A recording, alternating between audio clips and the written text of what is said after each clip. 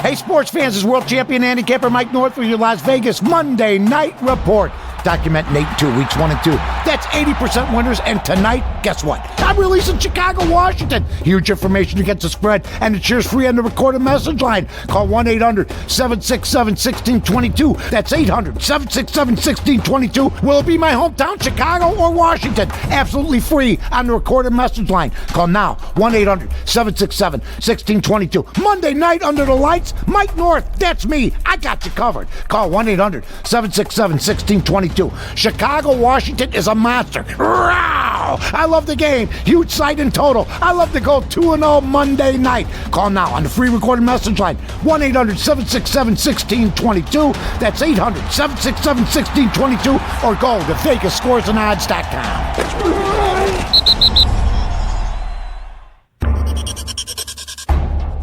What follows is for news and entertainment purposes only. Any use of the forthcoming information in violation of any federal, state, or local law is prohibited. Mike North, you are on fire. You know anybody else that good? No. No, they'll tell you they are. They may think they are, but we're documented every single week. The eye is on us. That's and I ain't talking about the eye of CBS, the public eye. The first feeling I got when I won a bet was elation. The worst feeling was when I lost a bet and I wanted to jump off a balcony. Give me a quick betting tip. Yeah, do win and don't lose, but usually it doesn't always work out that way. How many times you heard this? I'm going to Vegas. I go, how'd you do? Well, if I lost $4,000, but you go there to have fun. No, you go there to win. And that's what's wrong with people. They have the negative mentality in anything they do, including sports, before you even lay the bet down. So you got to be positive. Vegas Scores and Odds is the landing place that gave me an opportunity to handicap. They let me show what I could do, and there's packages, there's free picks. What does Vegas Scores and Odds do when you perform? They reward you, and they take care of you, and that's why we're ready to do this show. The Vegas Scores and Odds Advantage with Mike North starts right now.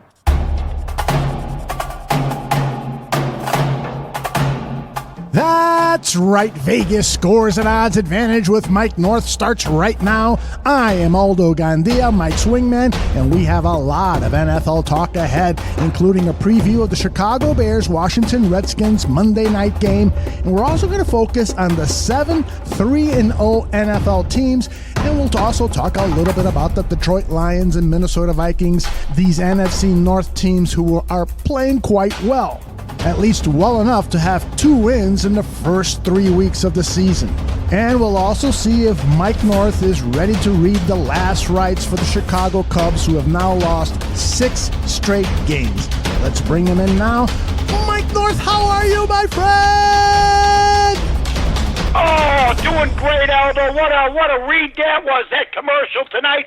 Getting ready to preview Washington versus the Bears. Here on the Vegas Scores and Odds Advantage. Make sure you follow at VSAO and follow Aldo Gandia on Twitter, North to North, NORTH, number 2, NORTH on Twitter. Tonight we'll be giving blow-by-blow reports as far as who's going to be winning this game, what's going on with this game, and everything else that's involved. Basically, what I'm trying to say is that what I want when I read the commercial for Washington, the commercial read for Washington versus the Bears, I want people to feel that. That's what I want. I want people to feel what we're going on tonight. This is a huge game for the Bears. It's a monstrous game for basically both teams, but we don't care about Washington. That's right. We don't care about Washington. For those people who are listening other parts of the country outside of Chicago and around the world, yeah, we're even in Washington. I want to let you know we don't care about you.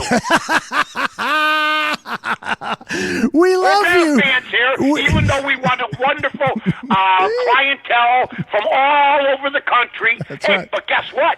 I got the Washington game up. You don't know if I took the Bears or Washington. That's up to the system. That is up to the system. And so what do you think about Eddie Pinheiro, who it appears like he's going to play. Matt Nagy sounded confident that he was going to play. So unless there's a setback, and we will know that by 3 p.m. Central, because that's when the Bears deadline for signing a replacement kicker. But if Pinheiro goes and the knee starts to bother him during the game, then all of a sudden it's going to be Pat O'Donnell kicking for the Chicago Bears if they need a field goal and extra point. Ooh. Well, first of all, I just saw that you put it up. I haven't heard from anybody else. I know that you're going on reliable sources, but my first reaction would be if he was hurt Friday, they already signed somebody if they knew he wasn't going to come. Sort of like how I felt about Teddy Bridgewater and then the other quarterback that they were going to decide on yesterday between him and the other guy for the Saints game. I knew that the guy would only play a handful of games. He went with Bridgewater. If Pinheiro's okay, fine. I don't want to. If he misses a kick tonight, it might be a convenient excuse. We won't buy it. And if the Bears knew about this Friday and Pat O'Donnell ends up kicking, which I doubt will happen, then that's going to be the story of the game, especially if they lose it. Yeah, I'm with you. I think that Pinheiro will be okay for the game, although it was strange that he was asked for an interview by reporters around his locker room, and he didn't respond to anything. He just packed up his stuff and he left. But Nagy did sound confident that he was going to go, so that's a storyline to keep watching. But I got a feeling it probably won't be much of a storyline. He'll kick, and he'll probably do very well. But we'll keep an eye on it. Oh, yeah. I mean, well, we'll know right away. Mm-hmm. We'll find out as soon as the telecast starts. Like I said, I think he'll kick. And if he does, I expect him to kick well. Huge game for both clubs. Big game. Bears favorite. Gone up to 5 now on the Monday Night Football line. Oh, 5 points, huh? Wow. I wonder why it started out 3.5, then it went to 4, then it went to 5. Now, let me tell you, everybody, this is not last year. Mm-hmm. Well, I was the number one handicapper in the country. With Vegas scores and odds this week, I was I'm like 22 and 23 12 and 13 with the 25 picks I made encompassing all my platforms. So, you know what? But from what I've been seeing with the pickers in the Sun Times and other places, I'm doing pretty good. Sometimes to be even is like a win, folks, early on in the season. And I'm 4-5 with the Vegas Scores and Odds crew here at Bears Byron with our picks. A lot of games left, a lot of things to go on. So far, we've only lost juice. Yeah, well, it's always difficult to make these picks early in the season, which is why your 18-1 start last season was something for the record books. But every handicap is different. Every handicapping season is different. For instance, the Cubs were in the playoffs last year, and now they're not going to be into the playoffs. Every year is never the same. I don't care if you're talking baseball, football, basketball, or wagering. You know, nobody. I've never seen anybody go 18-1-1, and I'll never do it again, and neither will anybody else that I know. So that was a once-in-a-lifetime meteorite. What we have here for everybody, and I know what all the handicappers are doing right now, is a lot of guys getting their brains handed to them right now, and I'm happy to be right where I'm at right now. Like I said, I was 1-2 on Bears Barroom and the Vegas Scores Advantage show, which makes me 4-5.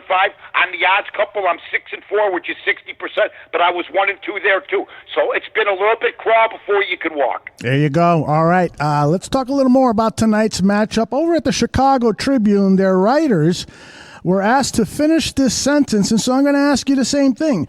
Finish this sentence. On offense, the Bears, we need to see more blank.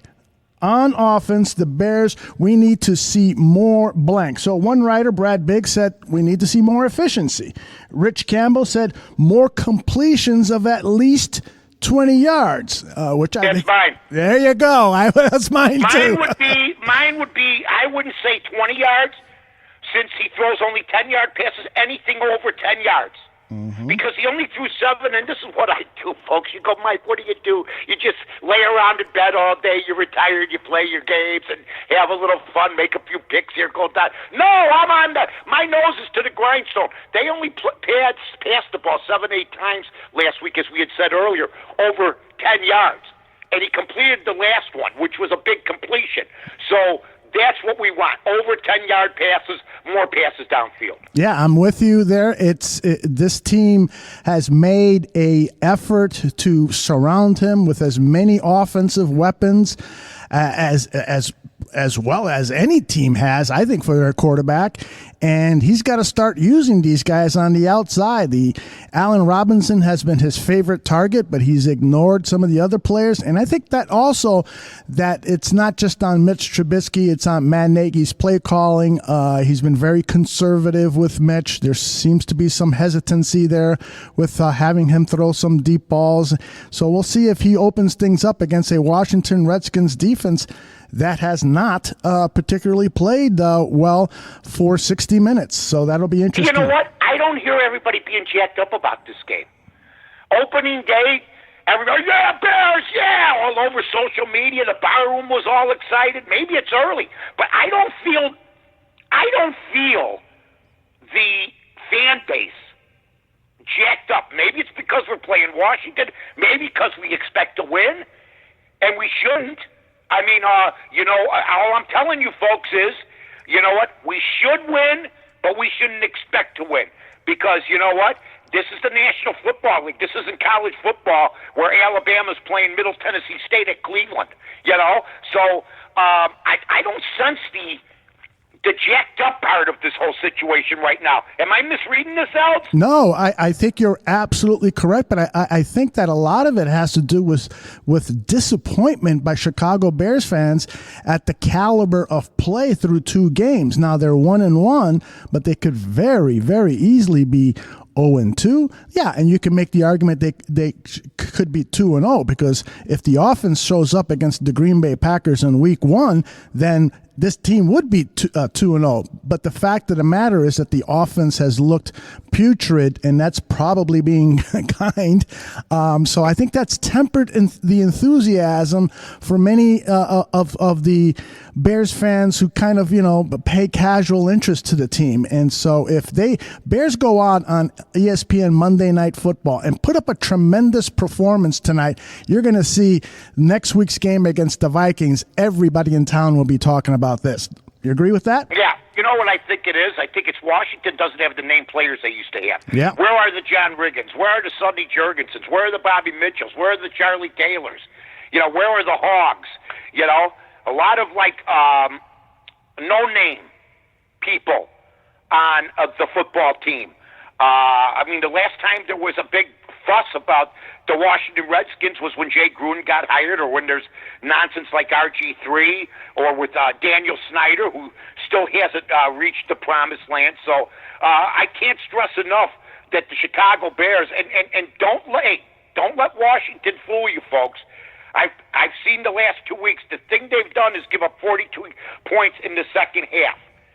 So, I see they've given up 42 points in the 2 games in the second half, yet I see the total only 41. So the odds makers, that's a horrible total. That's a 1990s total, basically, for teams that have no offense and decent defenses, especially with the way. But I'll tell you what, there's been a lot of games. Everybody thought the scores were going to be 65-64, and it hasn't turned out that way. There you go. And Merv in the chat room says, you guys got it wrong. I am super psyched for this game. And he says that the first 2 games, he says, were anomalies. Green Bay is Green Bay, and the Broncos being coached by Vic Fangio made for 2 tricky games. Now, he thinks that tonight the training wheels are going to come off and this offense is going to explode. So we shall see. That's good wishful thinking. One other thing that I wanted to talk about regarding the Redskins is that Jordan Reed, their top tight end, is out with a concussion. He did not practice on Saturday. He's been ruled out. Now, Vernon Davis, the old veteran, is playing in his place, but he's got some wear and tear on his body, although he's off to a good start this season. But I don't anticipate the tight end position being an issue for this Bears defense because they're so good at covering even the finest tight ends in the league. But that's from the Redskins standpoint, the Jordan Reed injury, like you said, is huge. Yeah, but is the tight end position for the Bears going to be an issue? Oh. I would tell you the Bear tight end issue is going to be the same thing as Washington's without Jordan Reed. In fact, I'd lean more with a cagey veteran than with our guys right now. now, to be honest with you. Right. I agree. I mean, is Trey Burton playing? What's going on with him? I mean, ever since he had that thing last year in the playoffs, you don't know what to expect from him, and it's tough to play in the National Football League and have teammates when they look at you and say, can we count on the guy? Yeah. Well, Matt Nagy did say over the weekend that the arrow is pointing up for Trey Burton, so unless there's something... What does that mean? It means that he's getting better, that he's getting healthier. The groin injury that he had is getting better. So that's good because, with Trey, there's always the concern that, he could re-aggravate the injury and so forth. But let's remember, Trey Burton played 16 regular season games last year. He got this terrible reputation because in the biggest game in Chicago Bears recent history, right, he got this mysterious injury like the day before the game. It wasn't mysterious. It was something in his head or something. That's what a lot of people are speculating. But well, that's all. You know what? That's all. I want to see him on the field. I want to see him produce. I want to see that. You know what? We got to get all hands on deck. You know what? It's a huge game for Trubisky tonight. If he lays another egg, I said today on Twitter, and I'll go all day long. I'm the guy that said I didn't want no part of Cutler. I don't have to see a guy for years to see if I like him or not. I said right now, off of one game, that's me, and I'm usually take my time. I would trade Mitch for David Jones right now, for Daniel Jones right now, the Giants. Ooh. All I had to see is this kid play yesterday. 360 yards. Mitch, his first game, 12 of 25 for 128. Yeah. This kid was lighting it up yesterday, running the ball, poised in the pocket. Everybody laughed at the Giants, and look what they got now. And you know what? All these people that said, why did they bring Eli back? What a teammate Eli Manning is. Eli Manning is doing everything he can to help the kid. He's a good teammate. He's a good mentor. He's getting paid $17 million, but I think he loves the organization, and I think he's going to be a lifelong Giant. And I think you might see him pack it in at the end of the year, maybe, and just say, so long, everybody. Yeah, I'm with you there. You know what? Daniel Jones, first of all, a shocker, right? When he was picked, what was it, 9th overall by the Giants? I think 6th overall, six, okay. Or something like that. Yeah. 6th to 7th, 8th, 9th, I don't know. That makes sense. And so it was shocking. And so I was frankly shocked at how well he played in the preseason. He got a lot of snaps, and that's worked out well for him because, as you just pointed out, his game, week one or his first NFL start, he played well. And so I kind of sense that you might be ready to jump off the Trubisky bandwagon with I'm another not jumping off the bandwagon. I would just trade him for him right now. But the problem is the Giants wouldn't want Trubisky. Yeah. That's the difference. Yeah. They wouldn't want Trubisky. That's for sure. And if the Bears, and that's the thing. But you know what? Mitch is a 300-yard game away tonight from everybody loving him again. You know what I'm saying? Oh, yeah. That is for sure. Now, the history of these two franchises doesn't look good for the Bears. They have lost like 1, 2, 3, 4, 5, 6, 7 in a row. They won 2 in a row in 2003, 2001, and then they lost another 6 in a row. So over the last 15 games, the Washington Redskins have beaten the Chicago Bears 13 out of 15 games. This game, because of history, and I don't know how your formula works, but because of the history of these two teams, I'm a little worried about the Bears going into a raucous Washington Stadium, whatever they call the stadium now, and coming out with a win, or at least covering those 5 points. I'm a little concerned. Well, I will tell you this. I'll make you not concerned if you want. Ooh. And this is from Carmen DeFalco. This was on the Odds Couple this past Friday. Mm-hmm. Carmen told me this. I didn't check it because usually he's reliable. Oh, yeah. In their last 17 games on prime time at home, Washington's 1-16. Wow! Oh, I love that stat. That's what Carmen told me. And so I would just say this. They haven't been very good themselves when it comes to primetime viewing, and not many primetime viewing. Just think of the years they had Colt McCoy and RG3, Trent Green. Think of all those teams. You know what I mean? That absolutely sucked. And they were on Monday night, Thursday night, whatever. Thursday night, Tuesday night, who knows? See, I'm implementing. I'd like to see a Wednesday morning league, like a senior bowling league. Yeah. I'd like to see like one game a week on Wednesday morning for us shut-ins about 9 o'clock, an NFL game. Bears versus Washington, 9 in the morning on Wednesday. You don't want to know something? It would kick everybody's ass in the ratings. I love it. I love the idea. Right? Yes. Go down. But that's what Carmen, maybe I heard him wrong, but I was like, wow, that's abysmal. No, that's worse than abysmal, you know? Yeah, what's worse than abysmal? I don't know what it is, but it is that. Dead. Basically dead. Dead, right. Absolutely. Well, Greg Braggs Jr. in the chat room says that he's heard that place, that stadium tonight is going to be filled with a lot of Chicago Bears fans, and that it might sound like a home game for the Bears, and that would be great news. Clearly, a lot of Washington Redskins fans are apathetic over what's been going on with Where did that. we play the first game of the season? Who? Where? Where did we play the first game of the season against Green Bay? Soldier Field. Did that do us any good at all? No. With the raucousness, nobody was more jacked up about that than Greg and the rest of the guys. Yeah. And everybody in that stadium. He was there, you know? Absolutely, yeah. You're that's a good point. I mean, I don't go by that. I watched road teams win yesterday. Mm-hmm. You know, I'll tell you where it really is an effect on you is in college. I mean, my God, I'm watching some of these college games. I'm watching Georgia versus Notre Dame, and you know Notre Dame played good. They did. Notre Dame, I had that game on Vegas Scores and Odds. Folks, go to Vegas Scores and Odds. You heard the commercial before. Check it out. Get the job done. We got the free line tonight on Vegas Scores and Odds. You know what? Tonight, check it out. 1-800-244-0710. That's 1-800-244-0710. And that will give you a free pick for tonight's game. So jot that down one more time, folks. This is the number they gave us on the commercial, 1-800-244-0710. So you know what? I don't go by that anymore, except maybe in college it can affect kids. But I don't think the pros even hear I don't think they even hear the fans anymore. Yeah. You know what I mean? I really don't. I watched Seattle yesterday, playing at Seattle, right?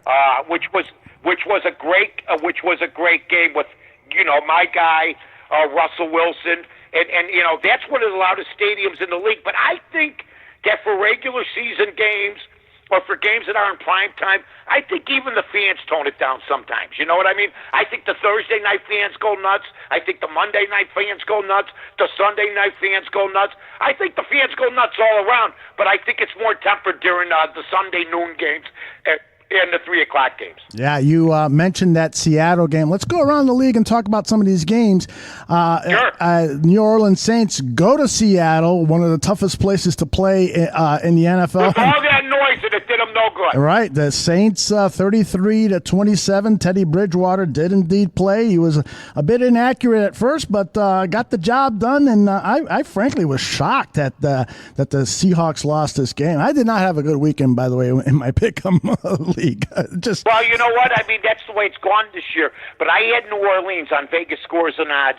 That was one of my plays. That was on the odds couple. Awesome. In New Orleans, I believed in because Bridgewater does usually throw accurate, and he did eventually. And he likes to throw the 10 to 15-yard passes. He does manage the game. He can let it go every so often, but he also can run out of trouble. Seattle did try to come back. Seattle's not the same team they were, but they are 2-1. Russell Wilson is one of my. I mean, if I could have any quarterback in the league for our Bears, and we'd have a shot at winning the Super Bowl, I'd take Russell Wilson. I know. If I could have any quarterback over Brady, over Rodgers, over all of them, this guy. I mean, I look at Seattle's team now. It's a shadow of what they used to be. No Sherman. No Marshawn Lynch. There's a bunch of guys gone, and this guy keeps getting it done. Well, I gotta give you props on that. You've been a big Russell Wilson fan, for lack of a better way of putting it. Oh, yeah, because and you've said it for years now that Russell Wilson is a great player, and he's really lived up to your expectations. So. Oh, he has. I love the guy. Look, the guy went from North Carolina. He went to Wisconsin in 1 year. They go to the Rose Bowl. That's right. Then he goes into the pros. All of a sudden, Seattle's great again. Right. And that's and they had whoever heard of that. This guy just wherever he goes, he wins, and they got a 2-1 record. And I'm looking at their team yesterday, losing to New Orleans. I'm going, how do they have a 2-1 record? Because of that guy. Because you have a dependable quarterback. And if you have a dependable quarterback, whether it's Brady, whether it's Wilson, whether it's Rodgers. I mean, look at Aaron Rodgers. I don't see. I mean, people are predicting for 12 games, 12 wins, and you've heard me, folks. I tell Aldo. I go, I don't see it.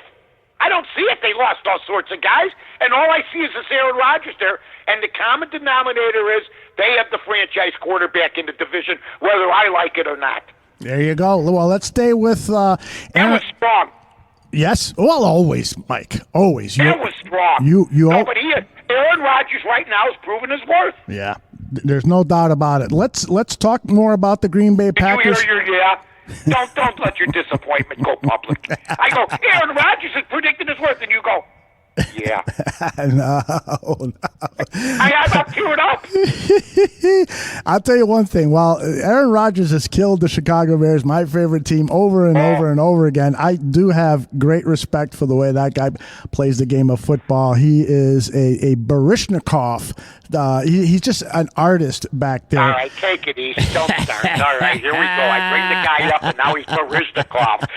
The next thing you know, he's going to be the rifleman with Chuck Connors. He's going to be, you know what? All I'll say is this. Not only has it been Rodgers that killed us, we can go back to Favre. We can go back to Bart Starr. Anytime they have a franchise quarterback, we don't.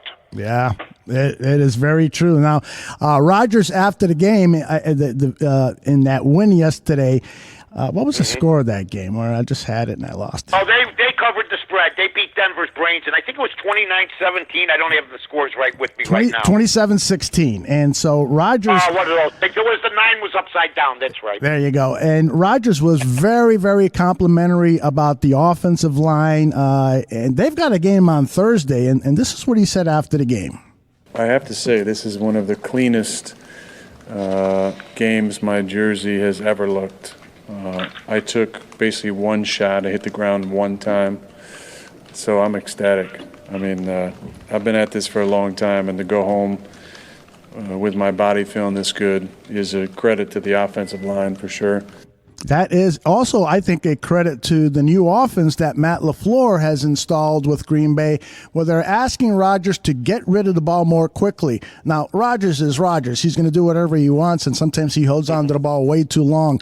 But I think that the biggest thing that's gone on with this offense now is the protection that Rodgers is getting, and he becomes a very, very dangerous quarterback when he isn't being hit in the backfield. And this upcoming game Thursday night against the Philadelphia Eagles, who are disappointing with their play, looks like it could be another win for the Packers. We will see. What are your thoughts? Well, you know what? Right now, I would say let's not count your chickens before they're hatched. I mean, the Bears laid an egg. We know that, but Green Bay definitely is right. But the Philadelphia fans and the press are going to be all over the Eagles. They laid an egg. And how about the Detroit Lions? How about the Detroit Lions, folks? I mean, now they're viable. And not only do we have to worry about Green Bay, we have to worry about Detroit. We have to worry about Minnesota. Yeah. All the teams in the Bears division won yesterday. That's how important this game is tonight. Mm-hmm. This is a big, big game. It's not a division game, but you know what? Doesn't matter. You know what? If you lose all your out-of-division games and you win your division games only, you're not winning. Right. You got to win them both. So that's what they got to do. They got to win them both. At Green Bay, yeah, don't count on them losing this coming week, because you're right, Aldo. Philadelphia losing to Detroit was a wake-up call, I think, for Eagle management. Yeah, it really is. Carson Wentz has not looked good. Matthew Stafford, after that win against the Philadelphia Eagles, was just excited about the fact that he says the Lions are not playing well, but yet they have not lost a game this year. This is what he said. Well, I think it's good to get wins, not playing your best football. You know, I know that we haven't played our best football. I think we had too many procedural penalties on offense. I think we gave them 2 first downs on defense with procedural penalties. But we just kept battling, and finding ways to win while you're getting better as a football team is a good thing. And, we're doing it against good football teams too. Every team in the NFL is a good team. You go on the road and beat a team like Philly at their place in a tough fashion like that, we'll take it. I'll tell you what, Mike, it did seem to me like the Lions were doing everything possible to give that game away to Philadelphia with some of the decisions by Matt Patricia and so forth, but got to give them credit. The Lions are 2-0-1 this season, and they've got a bye next week, which is Stafford wasn't too happy about having a bye early in the season like that, but it certainly isn't going to hurt them, that's for sure. It gives them time to regroup and take care of some injured players and get ready for more action in week 5 or 6. They don't want to regroup because the group they got now is doing good. The problem is the bye does come. You're right. There's been other years they can't wait for the bye. I think the fact that they're undefeated. I had brought up that, you know what, I love Dak Prescott. He's doing a very good job, no doubt about it. They played a decent game yesterday. They didn't cover, by the way. They did cover. But I will tell you this. I had said I'll take Matt Stafford. I think I said it on this show. I'll take Matt Stafford for the Dallas Cowboys and give them all those pieces. Matthew Stafford does not have a lot of the pieces that the Dallas Cowboys have, yet they're 2-0-1. Now, you're right. Not only did Patricia make some questionable calls yesterday, but Stafford made some late-game mistakes, but he overcame them. And the pass, that has bit him in the rear end. So, you know what? That's got to be refreshing for Detroit fans. And the Detroit Lion fans wake up this morning with 2 wins. I'm shocked that they are 2-0-1. I had them picked for cellar dwellers in the NFC. And who knows, they might could eventually sink to the cellar. But they are. It's impressive when you don't play your best ball and you come away with 2 out of 3 wins and are winless. So it's not bad at all. And they could easily be 3-0. They had that tie at Arizona where they really blew it at the end there, and I thought they were going to blow it again, but got to give them credit where credit is due. They are 2-0-1. Now, you mentioned... How about the 49ers? How about them? 3-0. I mean, you know what? I mean, you look at these teams that we disregarded. Between Detroit and the 49ers, there's not a loss. Mm-hmm. Well, you're going all over the place here. I'm trying to... I'm like, what do you mean? I'm just going off. I'm just saying. Oh, you mean for the cuts? Oh, I'm sorry. That's okay. You're looking for your. By the way, you are doing a tremendous job on the cuts. Thank you. But as soon as I heard the, well, thank you for coming by. Shit, I'm over here looking for my next cut, and then he goes over to 49ers. I have the well, tell me what you want me to do. Tell me what you want me to do. No. Should we go by division? No. You do. I follow. The life of a producer. The life of an executive producer with me has never been a charmed one. I follow your lead. There's a million of them. They're walking around in dazes. Ask Jesse. Jesse had hair when I started working with him.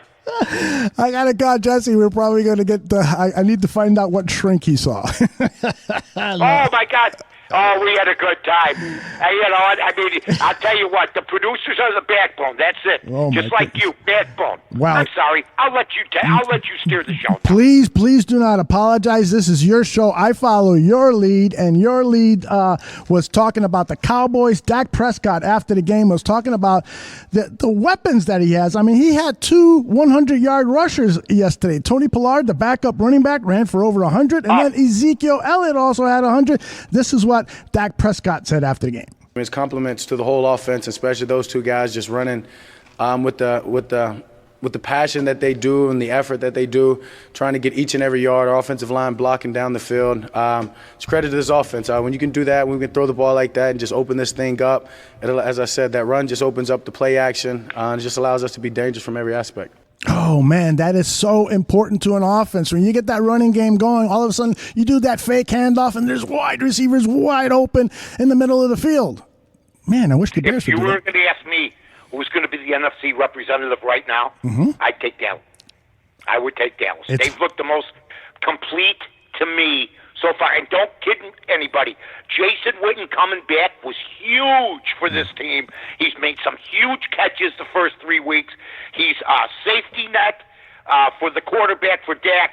And I think that was a huge coming out of the broadcast booth, which was Great for all of us concerned, but also great for him to come back and try to finish out his career and maybe get a Super Bowl. This team, I think maybe Witten saw it, and maybe he said to himself, I don't want to miss the party. This could be Jerry Jones' best team that he's ever had, outside of the ones with Jimmy Johnson, of course, when they first started. You aren't kidding. I mean, this is a franchise that went through a long period of time where they were making terrible player personnel decisions, but lately they are hitting on everything. They make a trade for Amari Cooper, and he's a great compliment to Dak Prescott. They laughed at him. They said Amari Cooper was basically done. Yes. He was like a possession receiver. I'm watching the guy yesterday. He's catching balls all over the place. Yeah, excellent acquisition. I kind of laughed at them when they picked up Robert Quinn. I thought he was, too old to be of any good. Yesterday, he gets 2 sacks. I'm watching the guy yesterday, and he's chasing the quarterback down like a lion on a flamingo. I'm telling you, you're right. Jerry Jones was throwing cold dice for about 7, 8, 9, 10 years. Could never get right after the Jimmy Johnson debacle. Johnson's always gotten that credit. Believe everybody when I tell you this. He did win with Switzer, but with Johnson's team, this would be Jerry Jones' sweetest accomplishment to win a Super Bowl on his watch without Jimmy Johnson around. Yeah, you are so right about that. And James Kessel, a good friend of the show, loves to listen to you. He and I were talking about how much not only he loves this show, but how much he loves the show with you and Carmen, the Odds Couple.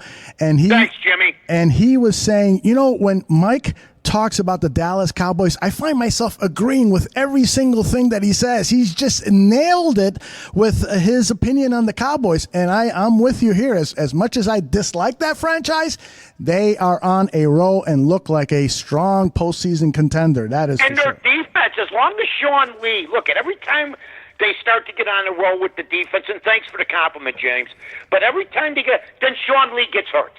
He gets a concussion. He hurts his shoulder. I'm watching these guys yesterday, like Quinn, and they're running all over. They're running to the football, and you're right. The play-action passing with 2 100-yard. I mean, Pollard. And let's give the offensive line credit. Oh my gosh. Ezekiel Elliott ain't rolling over people. He's running through lanes as wide as 90 over here. The Kennedy. Are you kidding me? The Edens. He's going crazy. He's running up these big lanes, and that's just making it easier for Dak. Yep. They have done such a great job in building an offensive line that opens up holes for the running backs, gives Dak Prescott time, and they've taken risk, like this kid, La'el Collins. He was in the draft 4 or 5 years ago. On the day before the draft, there are some accusations made about him that were proven to be false, and it ended up being great for the Cowboys because Collins dropped to the 2nd or 3rd round. They selected him there when he looked like he was going to be a top 10 draft pick. So they get Collins, and he's just been as steady as projected. He's stayed out of trouble, and the accusation against him, again, was proven to be false. So they took chances, and they have just developed a really dynamite team. How about Jason Garrett? Oh, yeah. Nobody's complaining about him now. Exactly. How many? Almost Nobody's every. saying a word. They're calling the right plays. I don't know what they're going to call. Look, I watch all the games, folks. I watch them all. I don't miss anything. And I'm telling you, I used to be able to predict when they were going to do this. You can't predict it now. They just got everything set up for them, barring injury. But even if you were to get some guys hurt, they got some depth on this team, too. That's a lot of things. That's what the Bears don't have. That's what if you look at the bulk of your National Football League teams, check out their second-string players sometime. Mm-hmm. And then you'll see the New Englands of the world, the Dallases of the world this year, and other teams. You know why Dallas has been bad in the past? Because they didn't have depth. And now they got depth. They got stars. They're filling up that stadium. I mean, they just look like the team right now to me that I think if Philadelphia is their standard bearer in that division, look out for Dallas, Philly. Yeah, well, there you go. Now, you mentioned the San Francisco 49ers and the surprise of them being 3-0 at this point in the season. They are going into a bye with a 3-0 record. Jimmy Garoppolo, after the game, commented on what this team is starting to feel and gel like. That's kind of what I was saying before, just the mindset of the locker room. It's, complimentary football, especially, when we turned the ball over early and they only got 6 points, I think, out of it. And then K1 gets the huge interception at the beginning of the second half. We go down and score, all that stuff. It's just that's how you create a good football team. And we're getting there. What do you think about this team? Do you think they're going to be able to maintain a winning fashion after they come back from the bye? Do you think that they are a legit contender? Because my gut feel is that they've gotten really lucky. They play a Steelers team that doesn't have Big Ben. They're at home. They almost blew the game. So they kind of eked out a win, and then their two other victories weren't exactly masterful. Is that what we do if we're 3-0? Do we start figuring out how we shouldn't be 3-0? Yes. We never do that. If we were 3-0, we'd say it. Here's what I'll say, Aldo. You're right. They've been lucky, but you know what? They've also been resilient. They've also got a quarterback now that they believed in. They got a system. They're coming back slowly. I'm not saying, hey, they're capable of losing 5 in a row. I had them yesterday on the money line against Pittsburgh. I think Pittsburgh's absolutely finished. I said that not only on this show, but I said that on the odds couple last week with Carmen. Mm-hmm. And I've been telling Carmen since game 1 that they were finished. You can't lose as much of a piece of you-know-what Antonio Brown is. You can't lose the type of players that Pittsburgh's been losing. And lose Big Ben, lose Antonio Brown, lose Le'Veon Bell, and expect to be viable. Yeah. You lost your 3. Believe it or not, folks, if the Chicago Bears lose Allen Robinson, Mitch Trubisky, and another stud on offense, you know what? The same thing would happen. The same thing would happen. Not that we're doing anything magically with the offense we have now, but those are 3 of our better players. Would you what about the Patriots? If that were to happen with the Patriots where they lose Tom Brady, you think the wheels fall off? Well, no, because I remember they lost Tom Brady and Matt Castle with 11-5. Yeah, that's right. And remember when Jacoby Brissett, who is now quarterbacking for the Indianapolis Colts and looking pretty damn good, he stepped in for a game or 2 for Brady and did okay in his rookie year. So yeah, I think the Patriots, of course, are an anomaly. This franchise is just so unbelievably well run, I guess you say. How can you argue with that? Despite the issues that they've had with some players, the Patriots franchise is just remarkable with what they do. That is remarkable. They've made their share of mistakes. They've had some really weird things like the Aaron Hernandez situation. Gronkowski retires. Josh Gordon on his 12th comeback attempt.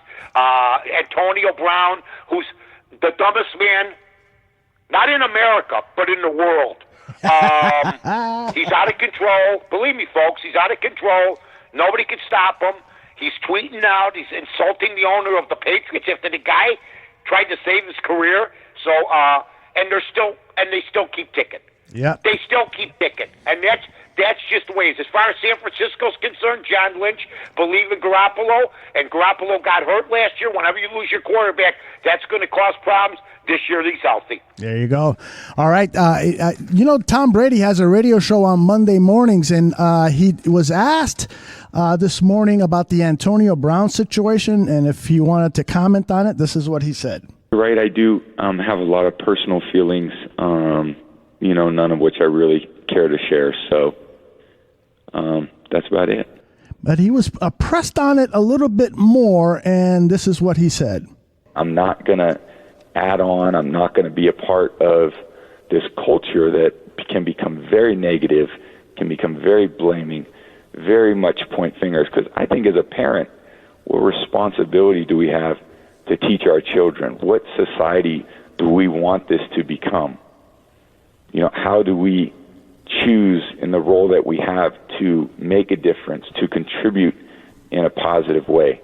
What do you think about him biting his tongue and not saying anything about Antonio Brown in his words there? You know, I heard Lebitard say that a tweet that Tom Brady sent out was supportive or something that he said, and he read it. Mm-hmm. And after Lebitard read it, I go, I don't know if it's supportive.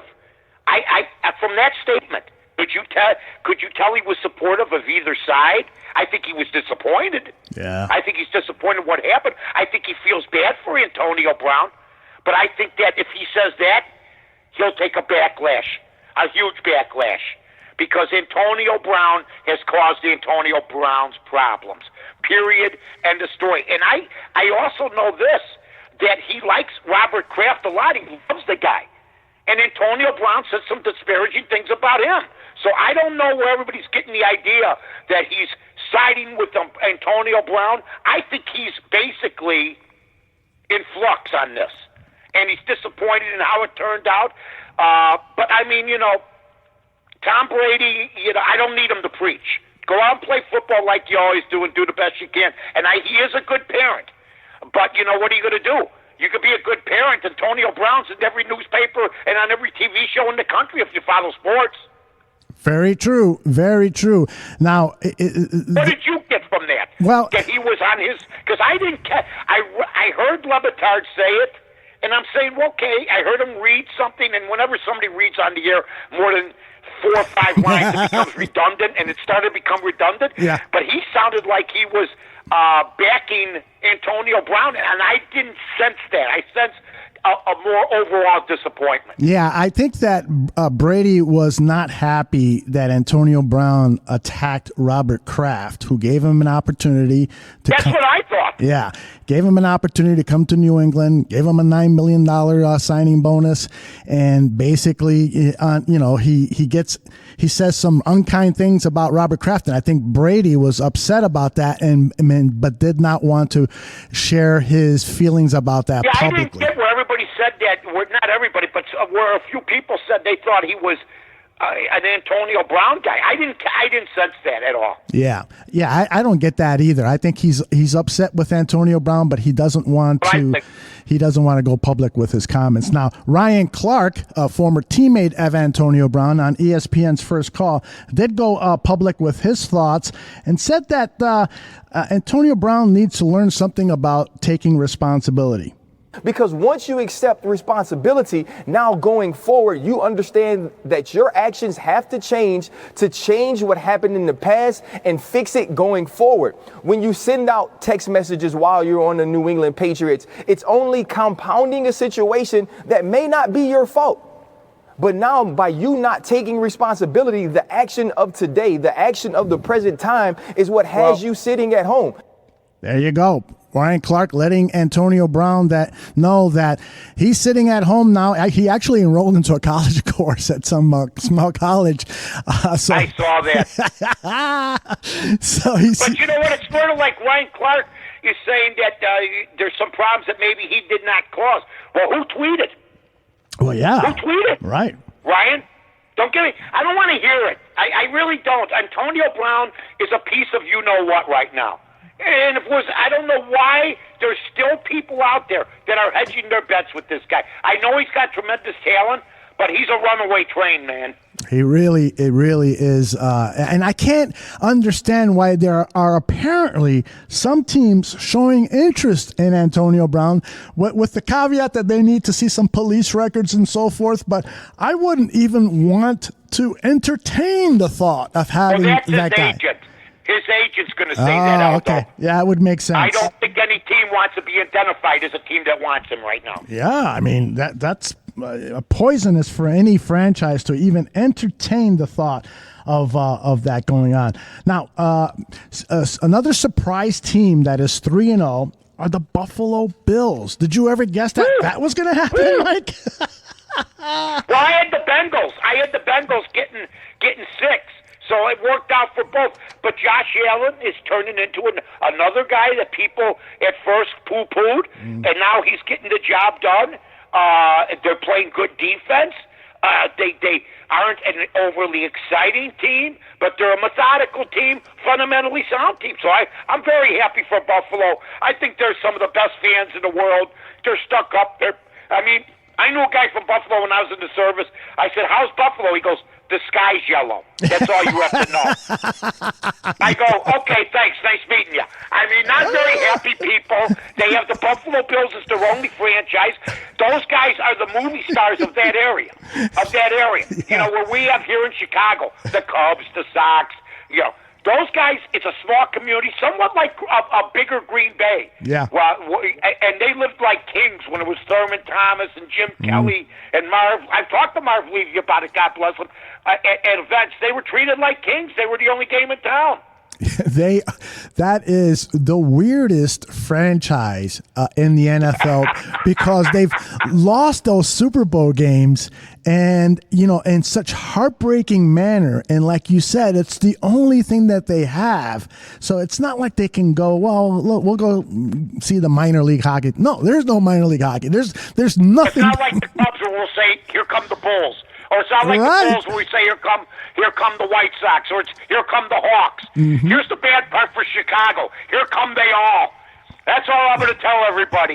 Sometimes we don't want to see any of them, and right now's that time. Except the Bears tonight. There you go. And the Bills head coach yesterday, to kind of lend to what we're talking about with the bad vibe that always seems to surround Buffalo. After the victory, the media, the Buffalo media, was peppering him with questions about the mistakes that happened here, the mistakes that happened there, and so forth. And McDermott, you know, handled it like a pro, but you could almost tell that he was starting to get irked by it. Here's a soundbite. I'm not gonna add on. I'm not gonna. That's not Sean McDermott. It's Who was that? That was Tom Brady. Tommy. Here's Sean McDermott. No, we talked about, number one, we celebrated the win because it's hard to win in this league. Really hard to win in this league. And it's hard to win when the momentum has changed like it did. And we talked about heart, Jerry. That's what we talked about, man. Because it's great to have heart, isn't it? Great to have heart, man. You win with heart. And I'm proud of those guys, man. And that is, and I appreciate McDermott saying that because sometimes teams that don't have heart, when something goes wrong, all of a sudden it quickly avalanches, a little snowball of a mistake, all of a sudden becomes a huge snowfall, an avalanche, because guys don't have heart, because guys quit, because guys allow negativity to soak in. And the Bills, with their 3-0 record, are proving right now that that's a team with heart. Good for them. Well, here's what I would have said to the writers. How many of you guys picked, and you know me, Aldo, I would have already known what the writers picked for the season for the Bills. I would have read them all. Okay? Mm-hmm. And then I'd say to them, and how many of you guys picked us to be 3-0? And if I saw one hand up, I'd say you're a liar. Period. So you can pick all you want. We're 3-0. And he was very polite about it. I would have gone a little ditka on him and gone, how many of you didn't pick me for 3-0? How about you, pal? You didn't pick me for 3-0. So I give the Buffalo Bill coach credit, and good for Buffalo right now. That's why I am still harping on this idea that you need to be hired as the communications director for a professional sports team. And you, instead of the coach or the manager answering these questions to the press, you go out there and you set these guys straight. I would love to see right. That. You guys are telling me we did this wrong, we did that wrong. I love it. You had us at 1-2, pal. Now we're 3-0, and you're going to give me crap? I'll give you crap for picking us 1-2. You had a bad 3 weeks, buddy. Period. And you're going to give me crap for being 3-0? That is so good. All right. Come on. Steven Zimmerman in the chat room is correcting me. I love Zim. He's correcting me, saying that there is one other franchise in Buffalo, and how could we forget, Mike? The Buffalo Sabres. Oh, the Sabres. The Sabres, yes. I love the Sabres with the cross. I used to love their unis, the Buffalo and the cross swords. Great uniforms. Beautiful. Yes. Beautiful uniforms. God bless them. Yeah, and back when I paid attention to every single NHL game going on, they had Gilles Perreault. They had really good, strong teams, but I don't think they've ever won a Stanley Cup. Martin, Gilles Perreault. There you go. I remember, listen, I remember when they had the Buffalo Braves and Bob McAdoo in basketball, the NBA. Oh, and then they moved to Seattle, I think, right? They had Ernie DiGregorio. Oh, my goodness, How yes! did Buffalo blow that? Yeah. My God. Yeah, I mean, they actually lost teams. That hurts. Well, it's because the sky is yellow. That's why nobody wants to live. The sky's yellow. They were talking about playing after games in Toronto. I remember the White Sox did that in the 70s. They played some of their games in Milwaukee. Yeah, right. I remember that, too. Yep. Brutal. All right, we got to turn our attention to that game between the Ravens and the Chiefs. The Chiefs now move to 3-0. What a game. 33-28. Patrick Mahomes throws for 3 touchdowns, 374 yards. Lamar Jackson did not have a touchdown pass, but he played well, throwing 22 out of 43 for 267 yards. He did run for 46 yards. This is Andy Reid after the game talking about Lamar Jackson and the Ravens. First of all, that's a good football team there, and their 2 big passing plays were really what makes that quarterback great. I mean, he put it up in bad conditions, but made plays. So he's a heck of a player. John Harbaugh's done a great job with that team over the years. I think this is his 11th year. I'm proud of him. John Harbaugh is part of that Andy Reid coaching tree. He worked for Andy Reid, I think, in Philadelphia. So did you get a chance to see any of that game, Mike? I saw the game. It was beautiful. I had the win in that one, and I got it at 4.5. But listen to this. Earlier in the week, they were 5.5, and you could have gotten them at 5 and won both sides. You could have had Kansas City minus 4.5, and then you could have had the Ravens at plus 5.5. And if the game landed on 5, you win both ends. Wow, So, how cool is that? Yeah, that's exactly. And you want to know, that's called middling in gambling. So if you did that, you could have done that. And I'll tell you this: what he described with the quarterback of Baltimore is his own quarterback. Patrick Mahomes, to me, is such. He's the most important quarterback in the game right now, and even more important than Brady, even more important than Rodgers, because I think if Brady goes down, New England could still hold their own, not win it all. If Green Bay goes down, or if Rodgers goes down, we know what happened to Green Bay when he went down. But if Mahomes goes down, I mean, are you kidding me? The only named player they really have is Travis Kelce. I mean, it's a no-name crew, isn't it, Els? Give me 5 Kansas City Chiefs. Name me 5 of them. Well, I'm looking at the box score right now, so I can do that. Well, that's just great. Well, congratulations. Now you can tell. Who are these people? Name them off. Name the receivers off. Well, they've got Watson, the kid that they traded from with Buffalo. They picked him up, and he's a pretty Danny good... Watson, who couldn't get out of his own way in Buffalo. Exactly. They got at running back. They've got LaShawn McCoy, who LaShawn McCoy, who was considered finished at Philly and Buffalo. That is true. Well, no, that's what this quarterback does. He makes everyone around him not better than they actually are. Yeah. You know what? Remember Jordan? Remember when they used to say about Jordan the first 4 or 5 years? Oh, he can't make anybody better around him. He's just an individual player. Then all of a sudden, everybody got better around him. Yeah. That's what happens with Mahomes. That is so true. And that's what happens with the great quarterbacks. Yep, that is very, very true. I got a soundbite here of Patrick Mahomes talking about this being his second year and how that has helped him progress as a quarterback. Yeah, I think just being on the same page as Coach Reid, knowing why he's calling the plays that he calls, having answers. They got me on a few pressures today as far as they were flipping the pressures and getting me, but at the same time I was able to adjust quicker and kind of have more success earlier in the game. So he is even a better quarterback this year because he knows what is going on inside Andy Reid's head, and he's making faster decisions when he gets into trouble. That's what we should be seeing out of Mitchell Trubisky, and hopefully we'll start seeing it tonight. Well, I'll tell you what, I thought he would look better last year, Mahomes, than he does this year. I know. Mahomes looks great this year.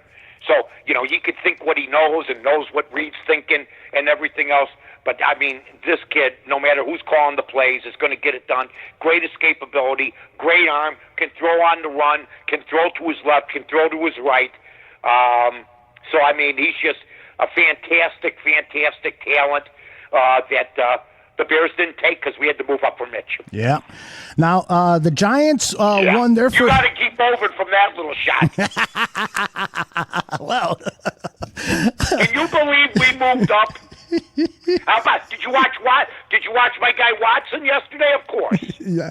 Well, another guy. What happened in that game? I was watching it, but I didn't see the final. They won. Oh, 27-20. He brought him back. Yes, he's something else, Mr. Deshaun Watson. Yes.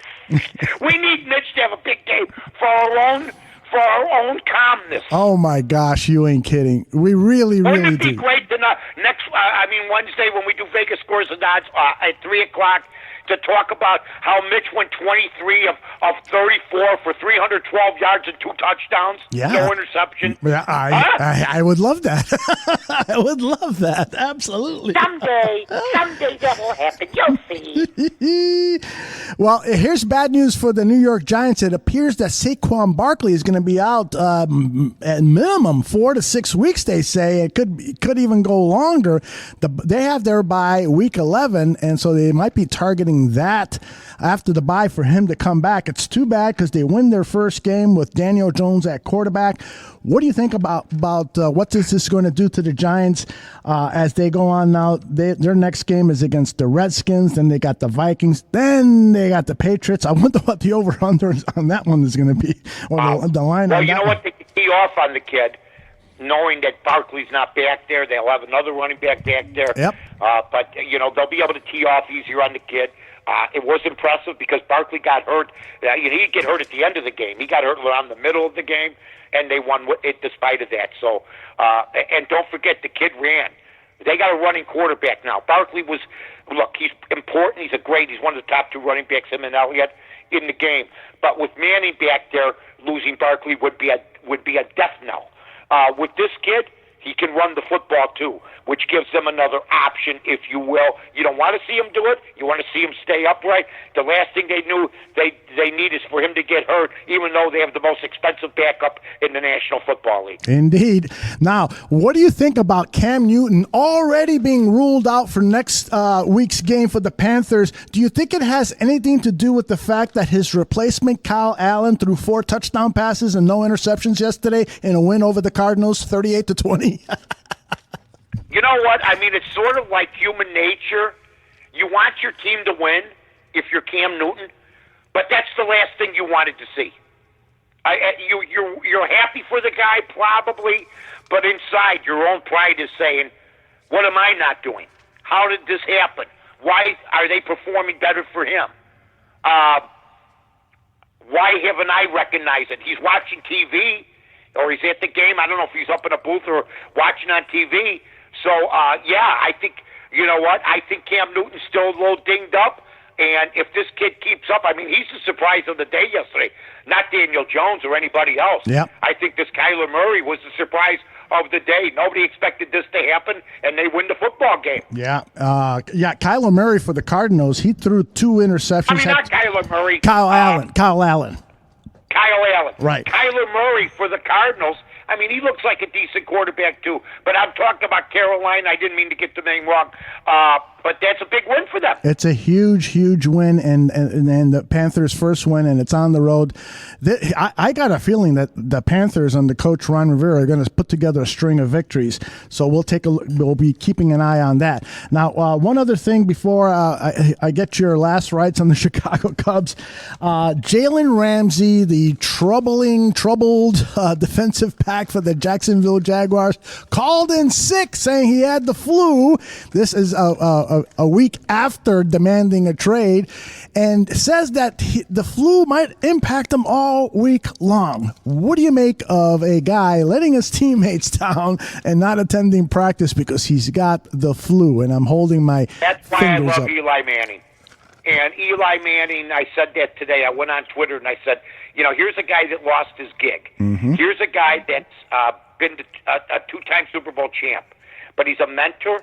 He's helping this kid. He could cry if he wanted to. He could try to get a trade. He could want to leave the Giants, but he's doing what a responsible pro does. Jalen Ramsey, and this is troubling that it's starting to happen in all the sports, the NBA, and now you're seeing this. But these guys don't realize they're hurting themselves at the end of the day. Bottom line is somebody tried to bring up the cultural thing or the race thing. Is it because no, 90% of the athletes in the National Football League are all like Eli Manning. You know? Yeah. It's just there's a couple bad apples. Right. I mean, there's mentors on every team. Sorry, there's great pros on every team. Allen Robinson's a great pro. Shows up to play, good guy, supports his team. Excellent pro. Yep. They're all over the place, so that's a bunch of crap. There's just a couple bad apples that are spoiling, but not the whole bunch. They're spoiling themselves. All right. Well, you know what? I am totally with you on that. You look at Johnny Manziel. Here's a guy that comes from a rich family. Right. He gets into the NFL after a very, very good, brilliant college career. You know, Johnny Touchdown and so forth. But he cannot control the demons within. He lets his team down. He wasn't attending meetings. He would be late, not paying attention. He clearly had a problem with alcohol and who knows what else.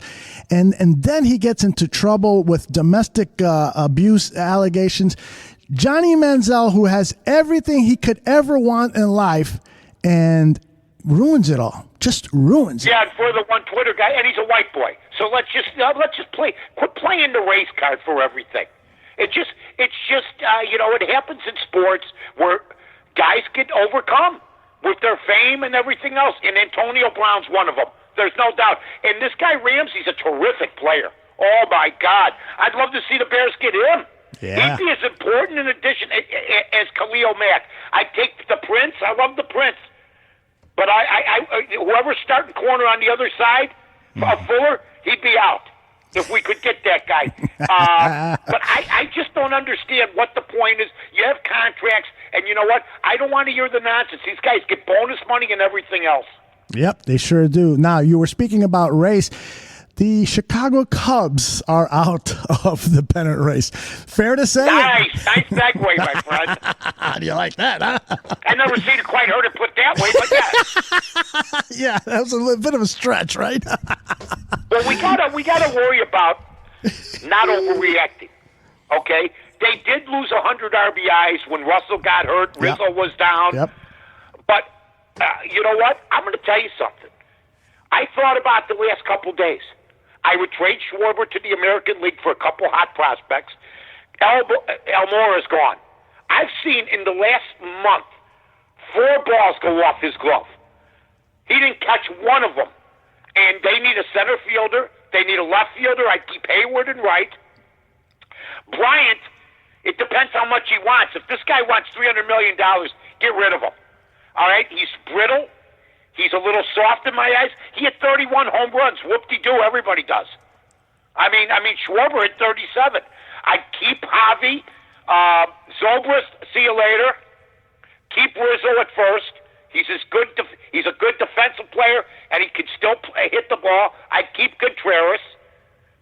And they got some pitching, but, hey, Kimbrel killed them. Kimbrel killed them this year.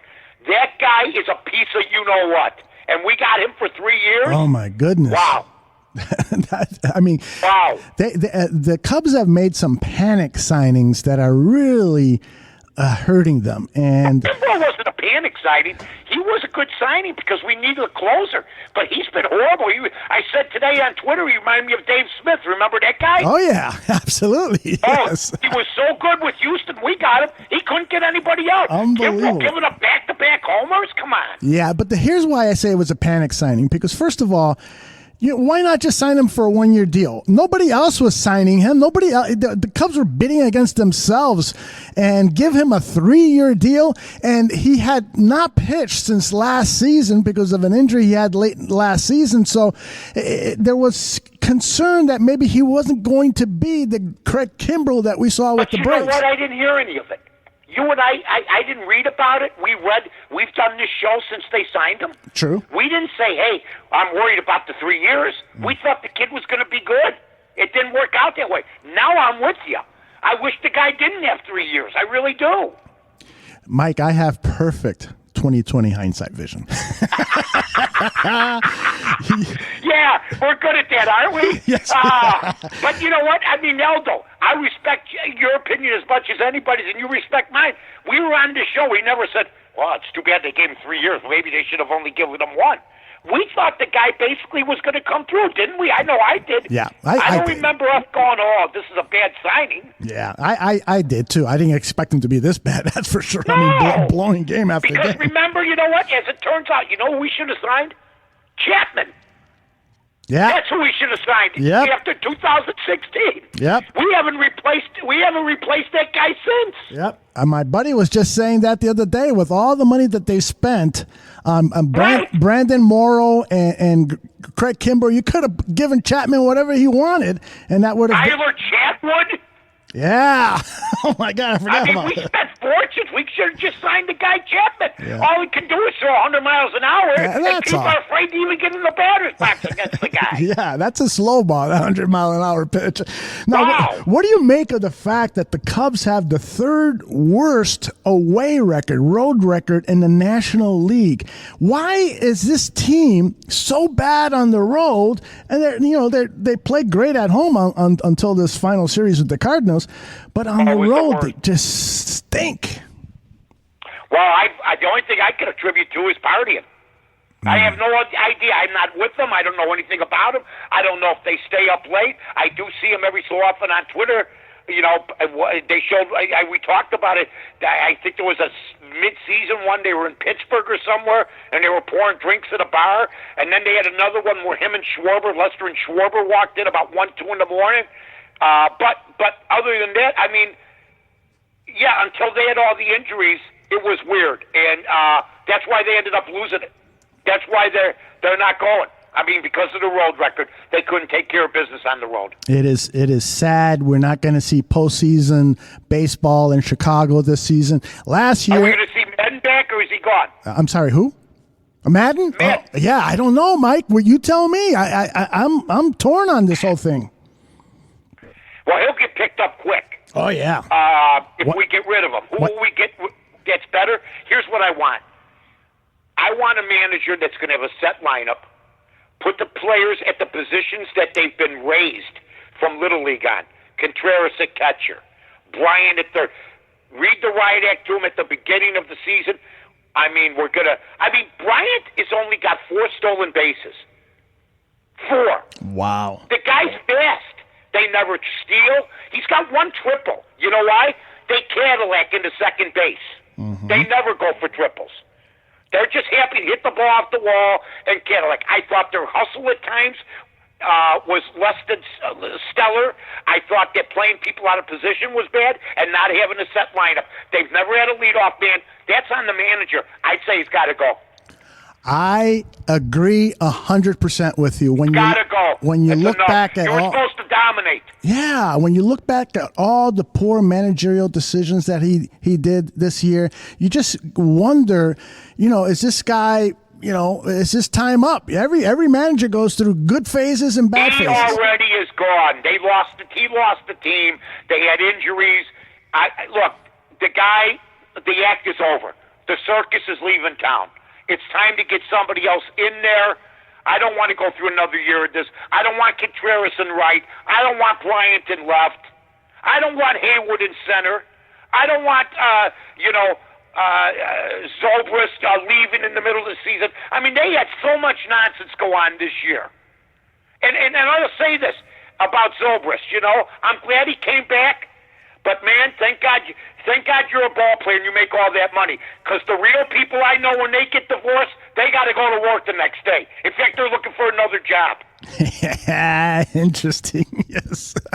All right. Let me ask you. When you went now, you think divorced people, when they get divorced, they take 2-3 months off work?